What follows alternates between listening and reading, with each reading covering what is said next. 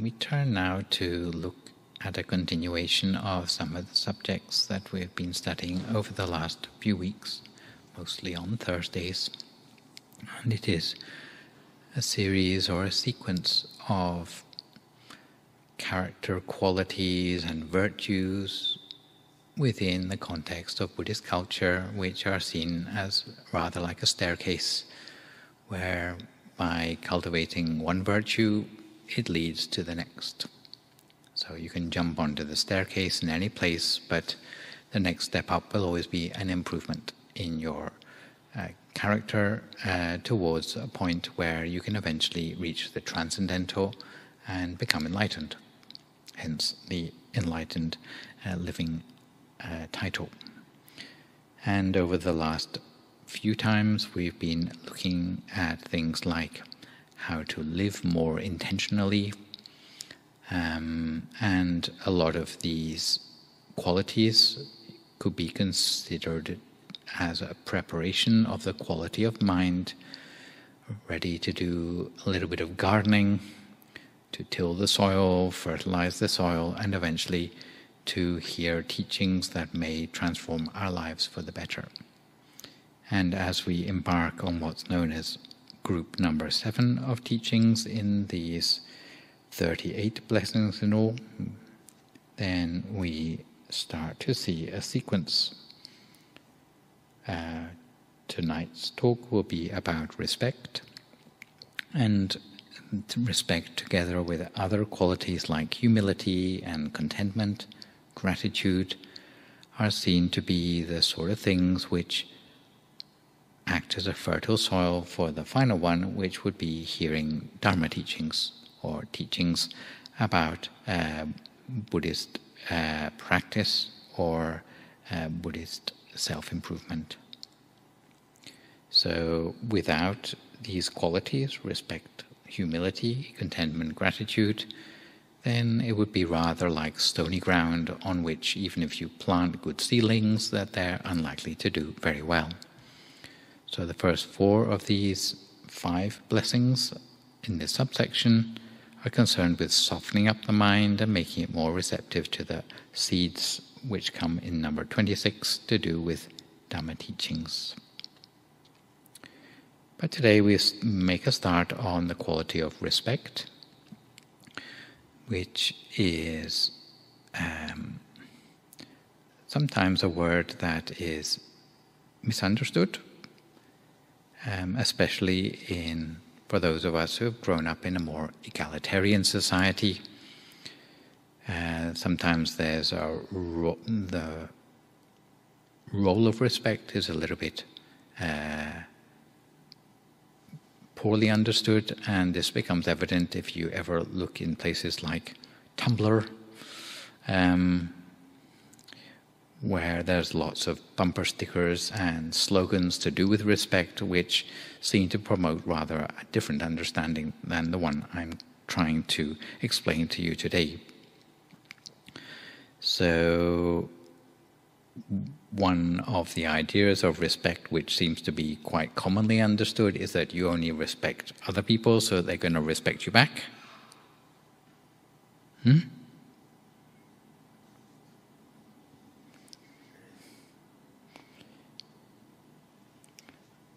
So there's a few of these.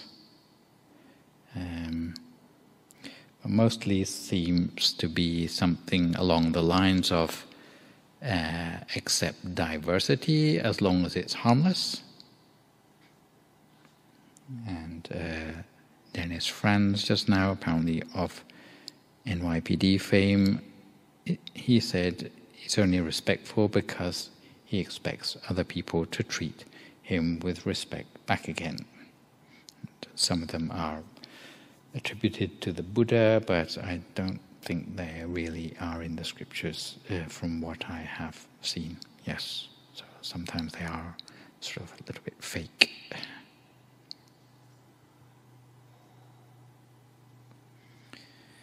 And a second group of slogans seems to justify respect in terms of being good-mannered towards others, no matter how undeserving they are, because it reflects well on you to do so.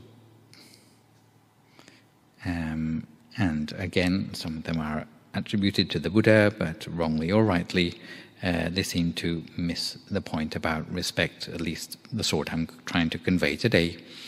They're more about like maintaining good manners, and hopefully as a result of today's session you'll see that having respect goes quite a lot further than the ones which we see in the quotes.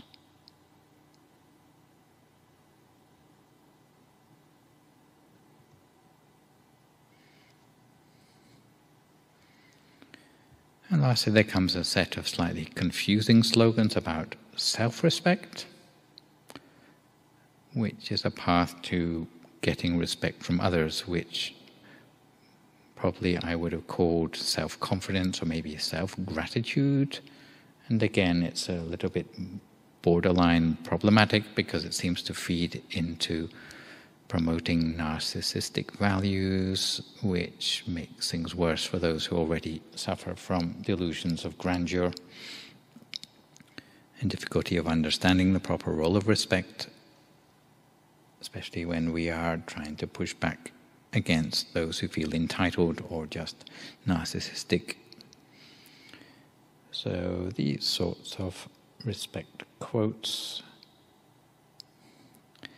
like expecting respect from people and so on, actually they seem to have got rather divorced from what we are looking at within the context of the enlightened living. Actually, we've seen something on respect already in the sequence of blessings. Can you remember back to when? We're on 22 now. Actually, you need to go back to number 3. When we had one of the subjects which we learned about was called expressing respect to those worthy of respect. And somehow the idea of someone being worthy of respect is rather a different sort of function, because it was like almost like apprenticing ourselves to people who we thought we could learn from. But today is more about what's in your mind in terms of attitudes of respect rather than the expressions of respect. And in this respect, probably the closest I can do to explaining why respect is important at this late stage in the enlightened living sequence is that it is one of the qualities that allows people to actively seek out and acquire the knowledge they lack from the people around them. Does that make sense?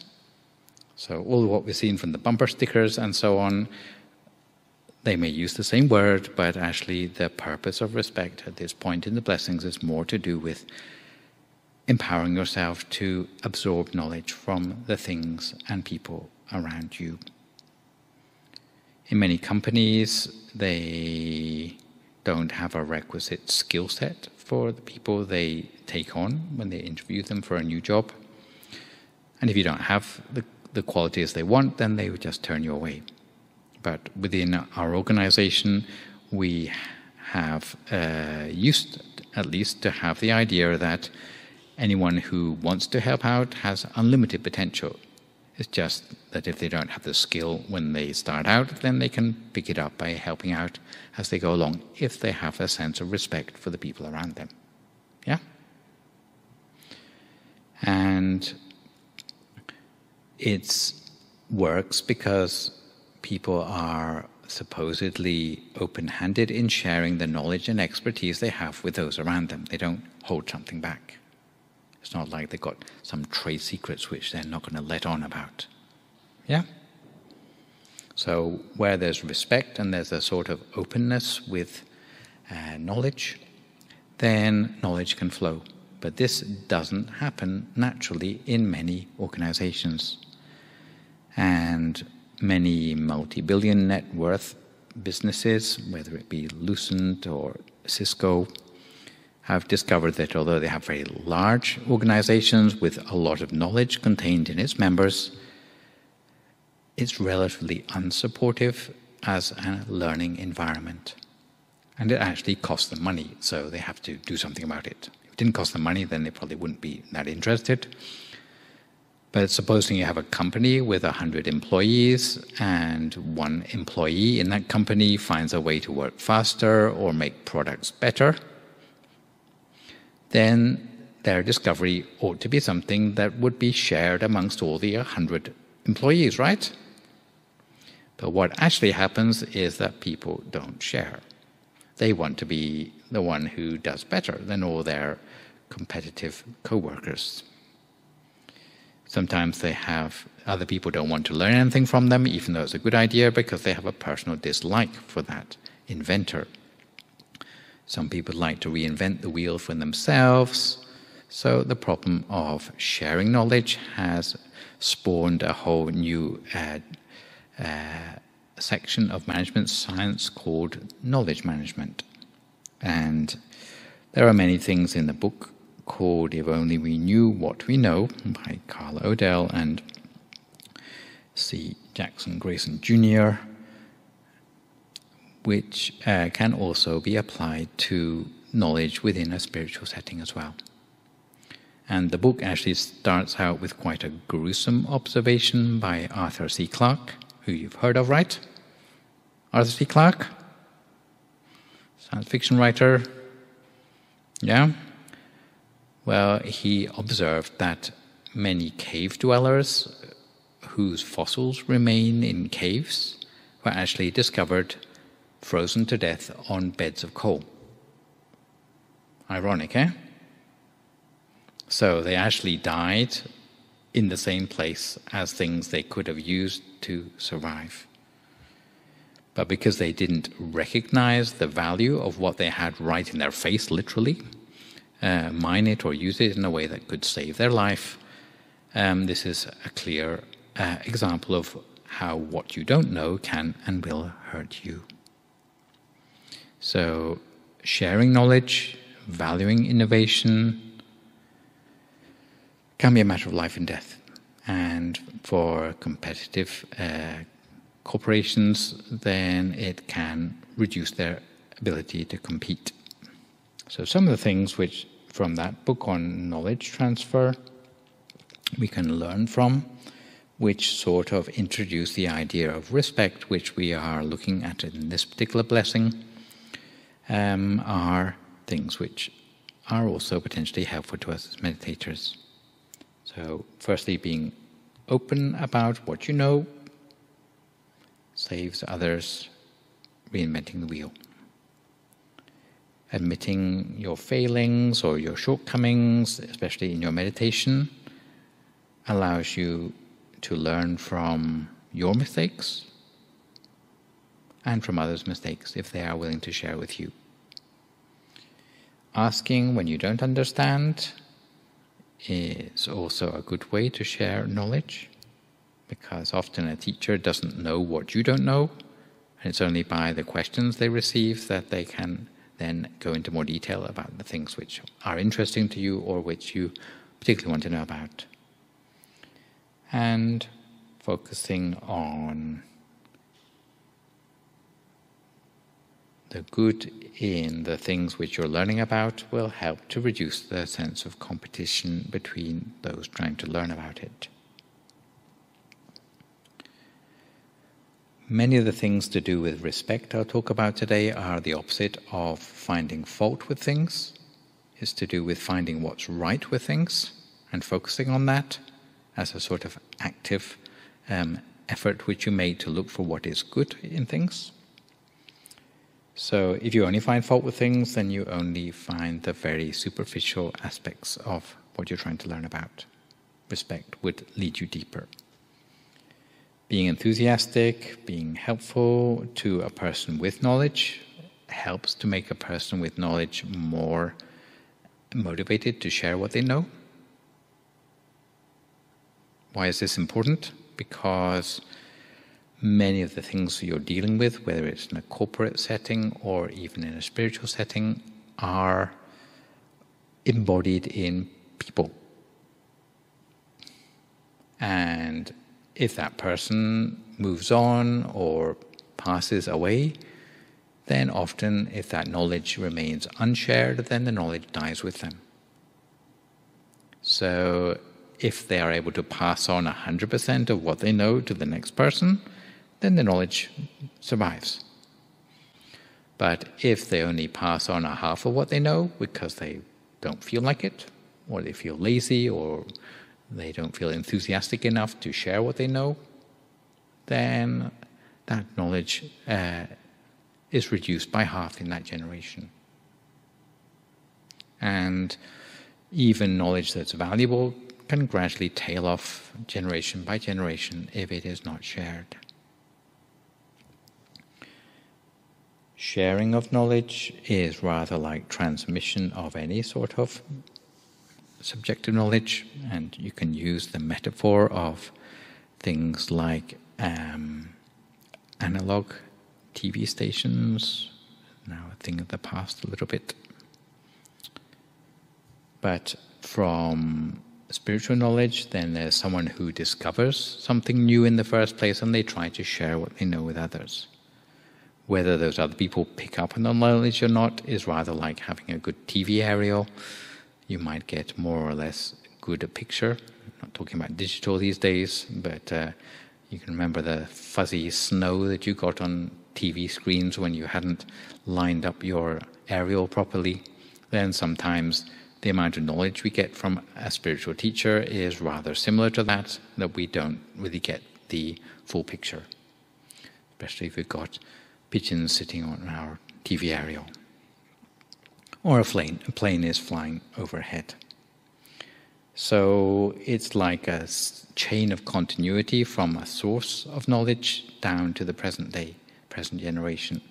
And every part of that chain, if it is fully functioning, if there's no leakage along the way, then the student gets the full complement of knowledge at the end point.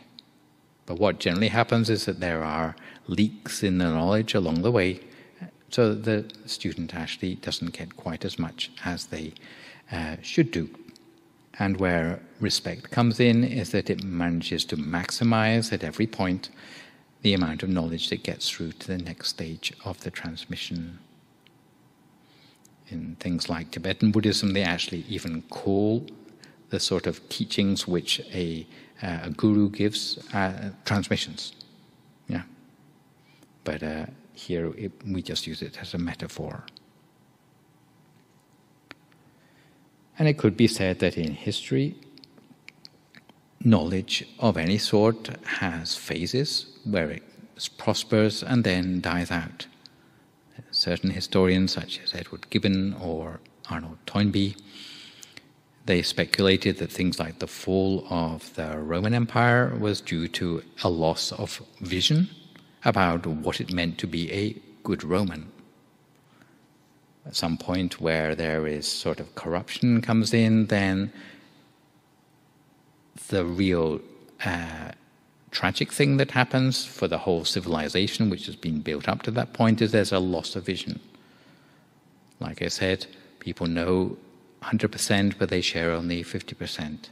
So generation by generation, half of the knowledge disappears, half of the vision of what it means to be a good Roman disappears, until there's nothing left but barbaric tribes or whatever.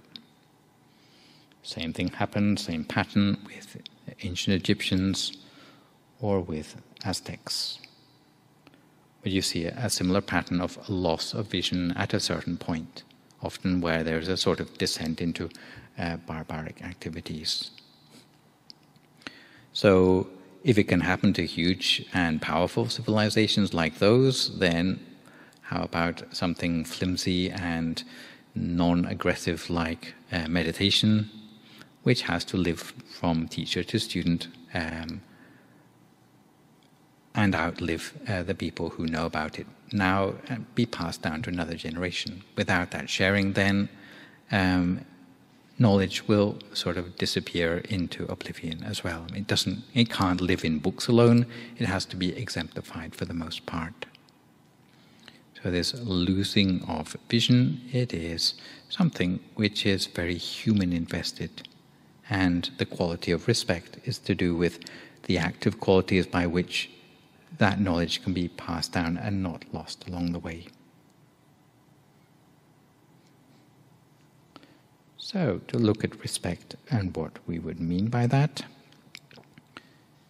having spent quite a lot of time on what respect is not, we can say that what it does seem to be, in the Buddhist definition at least, is and I'm making a difference between expressing respect, which is what we learned back in number 3, and what we're learning about now. Expressions of respect, any polite and intentional action towards someone or something, both in the present and behind their back, that demonstrates that one is really recollecting their virtues of that person or thing. But here we're talking about the attitude behind the expression, which is of one's free will opening up to ways in which someone or something, in truth, may be more valuable or important than we are, so that we can learn something from them. So they have something or know something that is more than we know, so we want to learn from them. So it has to be a sense of you are missing something in comparison to that person who you want to learn from. If you think you know it all already, then that is not an attitude of respect.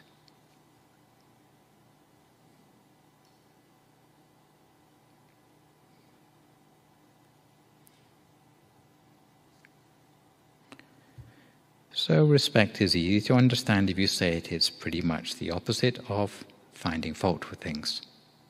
If you look at the epistemology, even in English, then respect is made up of 2 parts, the word, the re part and the spect part. Re means doing something for a second time. Spect means looking at something, like spectacles, So you put the 2 parts together, you see that it means literally looking at something again. But what are you looking at it again for? You're looking to see what you can learn from it. What are the qualities of this thing? If those Stone Age people had looked at the coal and actually realized, hey, this might be useful to keep us warm, then their respect would have saved their lives. But they didn't look at it, they just thought, oh, here's a whole lot of black stuff which is cluttering up our cave. So the functions of respect support us to look for good in that person or thing. If you are respectful towards a person, then they respond to that treatment, and that person actually is forced to look at themselves to think, am I actually worthy of the respect that people are showing me? And if you're not, then you have to quickly play catch-up. It perpetuates a humane culture of knowledge. Like we've seen, there's not a tailing off of knowledge if anywhere where there is respect around. And it reduces your selfish views because you always are aware of where you have shortcomings or blind spots that you need to fill in, and you can see the potential of people around you to provide those parts of your jigsaw puzzle which you are missing. Certainly it trains you to get along with other people, because instead of looking for faults with people, you're looking for what you can learn from people. So in fact you're hungry to learn more about people so that you can learn from them too. And being respectful generally makes for the sort of society which there's a sort of dignity to people, where people are valued especially for what they can share with others as well. So today we've looked at basically what respect is and is not, and next time, probably next Thursday if I'm not mistaken, we will look at maybe ways to cultivate respect, especially in the Buddhist context. But I will leave you with a little story today, which is to do with one way in which respect organizes itself, especially in Asian societies, particularly in monastic societies, which is around by an artificial means of seniority. Yeah? Those who are more senior have shown respect by those who are more junior. And there's a story from one of the Jatakas called the Titira Jataka, which is Jataka number 37, which is actually an animal story. It's got cartoons because they teach this to children from an early age in Buddhist cultures. And the three characters in this story are a partridge, and a monkey, and an elephant. And all three animals live together in a banyan tree. And as with many of these Jataka stories, the animals had the ability to talk to one another.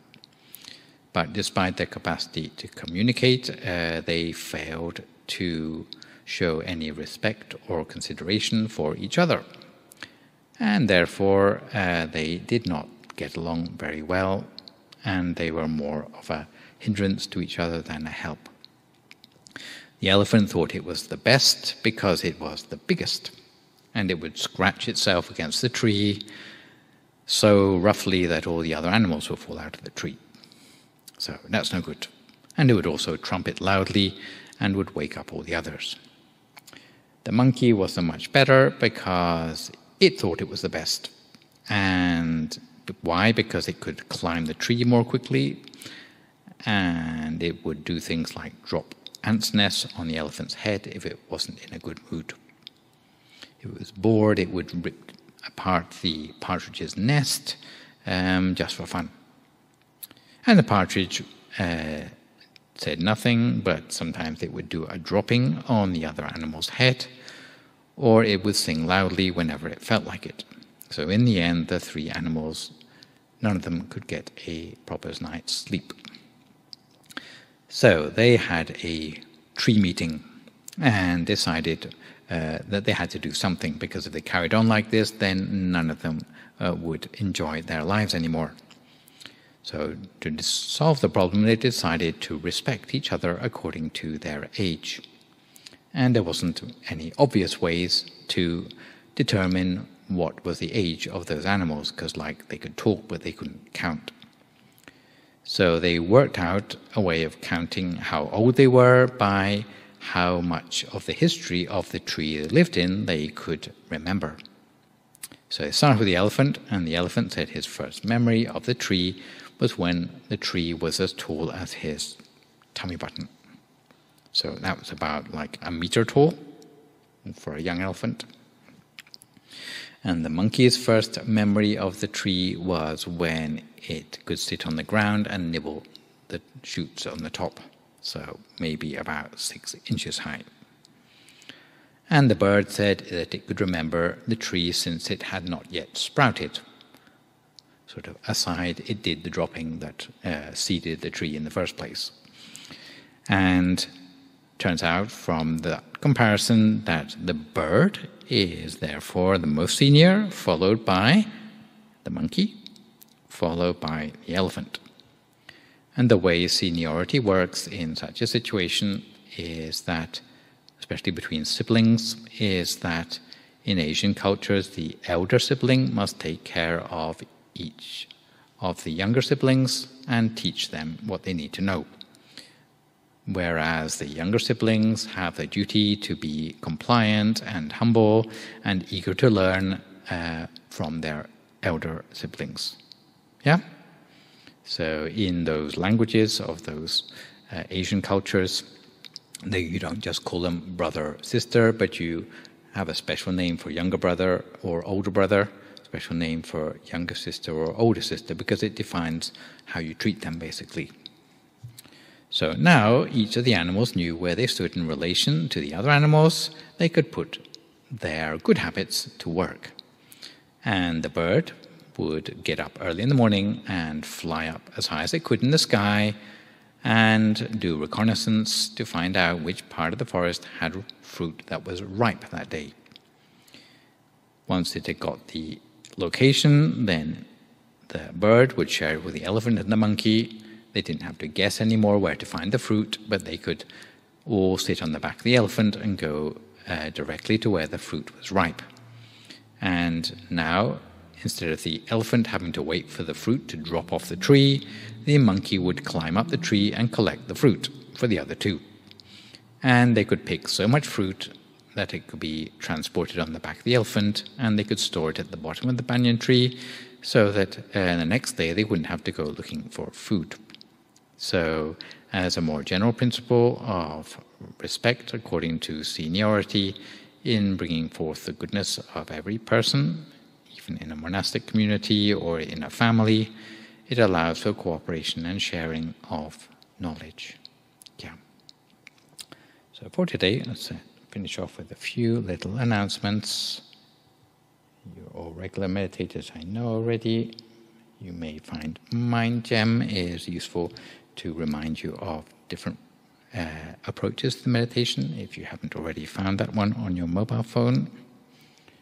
And upcoming events, we have classes here every Tuesday and Thursday evening. The Tuesday evening class is having a slightly shorter meditation, the Thursday being a 45-minute meditation. There's also meditation online, which is shared between the meditators in the centres around Europe between 7 and 8 p.m. on a Saturday evening, or between 8 and 9 if you're on European time. And many of our meditators who don't have a centre nearby like to join that one as well. So you see faces from all around Europe and perhaps beyond as well. The next full moon meditation coming up on the 8th of November, which is a Tuesday, is our candle floating ceremony, the Loi Gut Hong tradition from Thailand, and the theme is floating away your worries. So if you come on the Tuesday evening on that particular day, then there's an additional activity, candle lighting and floating your candle lantern away on the fish pond. Yes. So for today, I think that's all I have for you. But if there's any questions or comments or feedback at this point, then I'd be very pleased to hear from you. Sorry? Yes, go on.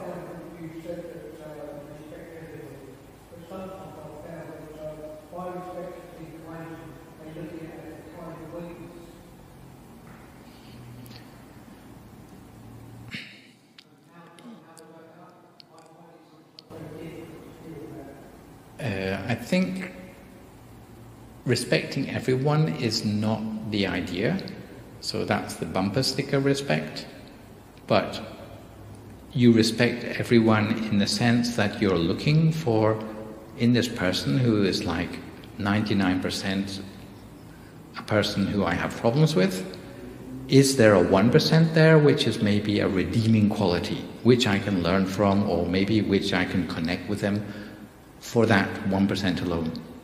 And if that quality is there, then there is a sharing for people who otherwise you might find the sort of person who you cannot connect with at all. So it's the quality of actively looking for something in people, no matter how deeply hidden that 1% might be. Is there something there I can learn from? And even just by looking, it will already give you a more positive outlook for the people who you have to share that society with.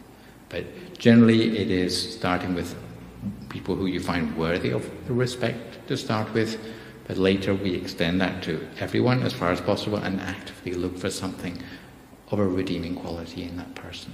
Yeah.